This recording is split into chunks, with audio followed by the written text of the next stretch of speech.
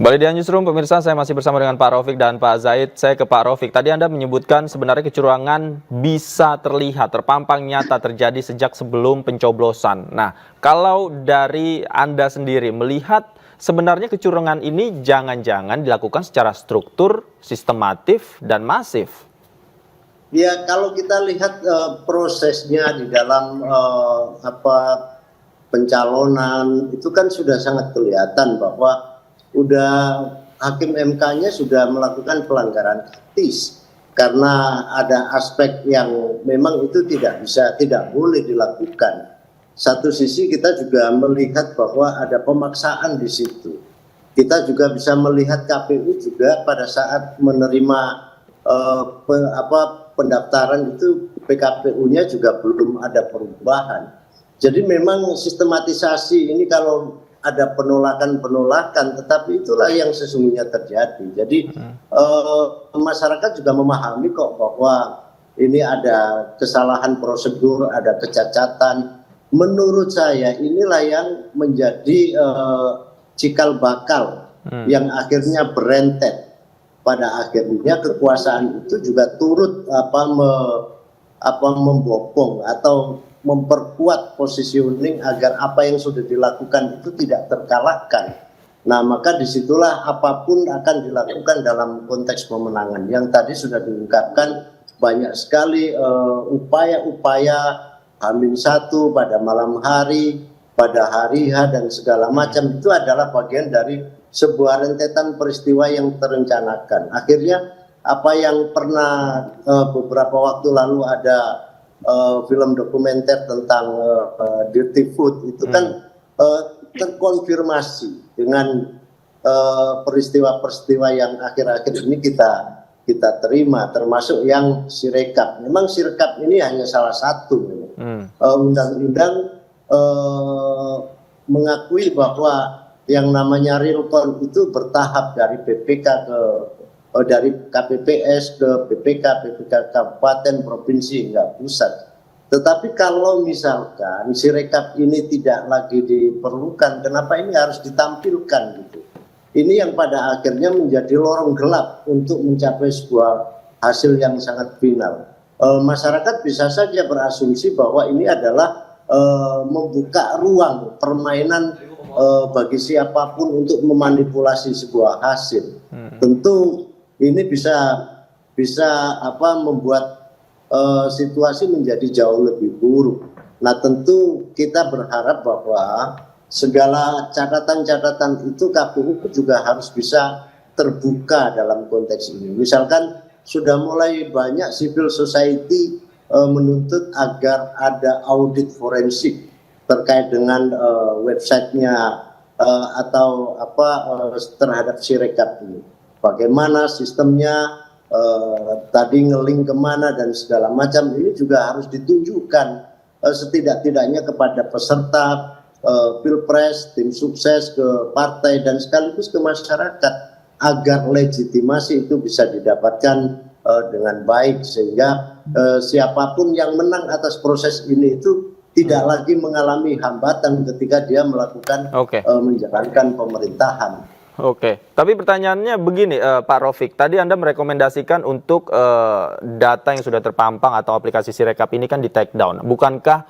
kalau di take down malah akan menimbulkan masalah baru? Akhirnya semua tidak tahu berapa hasilnya begitu dan tidak bisa terpantau secara publik dan mengikuti prosesnya hari demi hari di KPU itu sendiri. Seperti apa?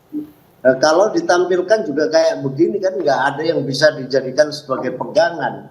Mana yang benar, mana yang salah kita juga tidak tahu. Dan sampai detik ini di dalam Sirekap itu juga kita tidak bisa melihat validitas data yang sesungguhnya mana yang dipakai. Nah, tentu ini kan mengundang berbagai macam persoalan-persoalan yang pada akhirnya juga masyarakat semakin resah, semakin gelisah. Ini kalau tidak terjadi satu proses pembenaran yang baik, maka ini bisa muncul sebuah eskalasi yang menurut saya kita juga tidak tahu ke depannya seperti apa. Nah, ini harus ditunjukkan kepada publik bagaimana Bawaslu merespon ini secara baik, menunjukkan bagaimana tugas dan fungsinya agar demokratisasi yang selama ini kita rajut itu bisa berjalan secara optimal. Walaupun memang kita sudah paham secara keseluruhannya memang demokrasi kita sedang tidak baik-baik saja. Oke, baik. Saya ke Pak Zaid. Pak Zaid, ini saya ingin mengklarifikasi ya, koreksi kalau saya salah. Tadi juga disebutkan oleh Timnas Amin bahwa ada beberapa tuntutan melihat perkembangan hasil penghitungan suara dan yang terjadi di Sirekap. Salah satunya adalah meminta peserta yang memang diuntungkan dari kegagalan sistem di Sirekap ini untuk didiskualifikasi. Sebenarnya tuntutan terbesar apa yang Timnas Amin inginkan untuk tindak lanjut dari keeroran yang terjadi di aplikasi ini? Tentunya sesuai ketentuan hukum yang berlaku, kita bermain sesuai aturan hukum saja.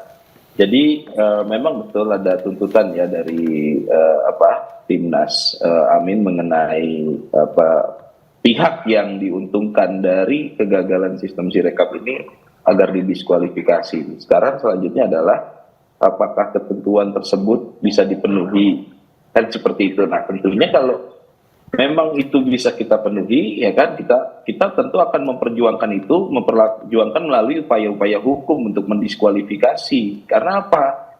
Yang kami tempuh adalah jalur hukum kok. Secara hukum itu sangat dimungkinkan apabila ada paslon yang diuntungkan ya dari permainan suara sesuai pasal 532 ya, Undang-Undang Pemilu itu ya 7/2017 itu. Nah, itu kan memang dimungkinkan.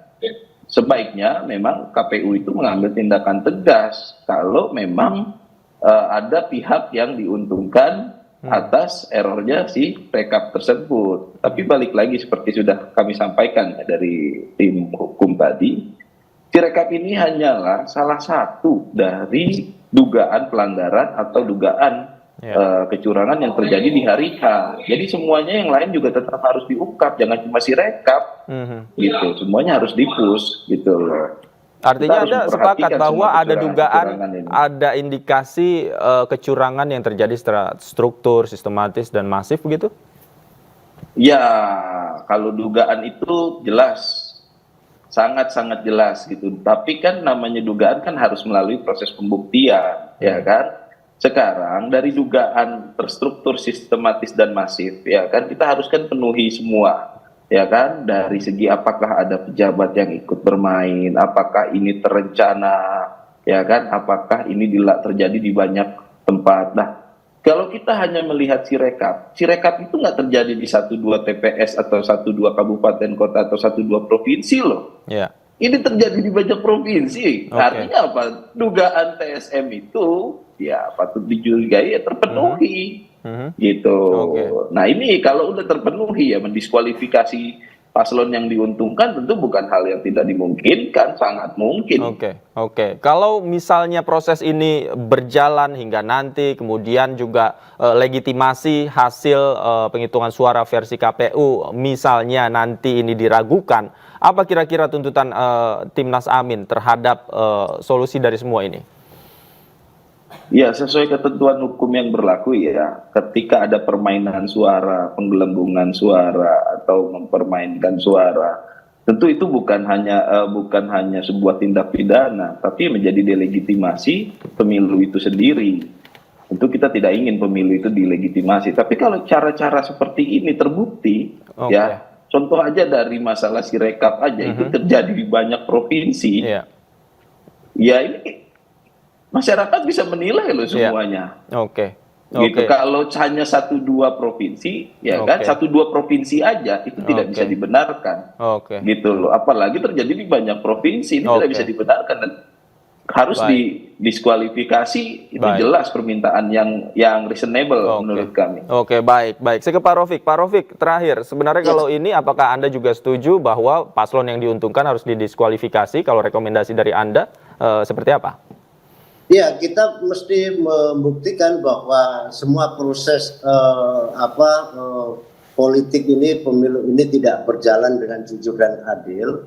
Kita akan membuktikan melalui jalur hukum dan tentu saja kita menginginkan bahwa ada keadilan di situ. Jika terbukti bahwa apa yang akan kami sajikan nanti dalam proses hukum itu memenuhi syarat, ya tentu tidak ada pemenang di sini. Apakah itu nanti pemilu ulang, apakah itu nanti akan ada istilah pemilu yang parsial dari daerah-daerah khusus yang ada penggelembungan dan segala macam. Ya tentu itu nanti akan kita cermati. Tetapi intinya bahwa ada proses ketidakadilan di sini. Yang menurut saya publik dan masyarakat juga perlu tahu bahwa demokrasi kita hari ini memang sedang masuk ke lorong gelap, dan ini harus diupayakan agar demokrasi ini berjalan dengan baik untuk mengantarkan sebuah kesejahteraan bagi masyarakat. Baik, demokrasi sedang tidak baik-baik saja begitu ya, dan semua upaya yang bisa dilakukan untuk mengungkap dugaan kecurangan ini harus ditempuh ya, baik itu oleh Timnas Amin dan juga TPN Ganjar Mahfud. Terima kasih Pak Raufik, Pak Zahid sudah bergabung bersama kami di iNewsroom. Selamat malam, sehat selalu Bapak-Bapak.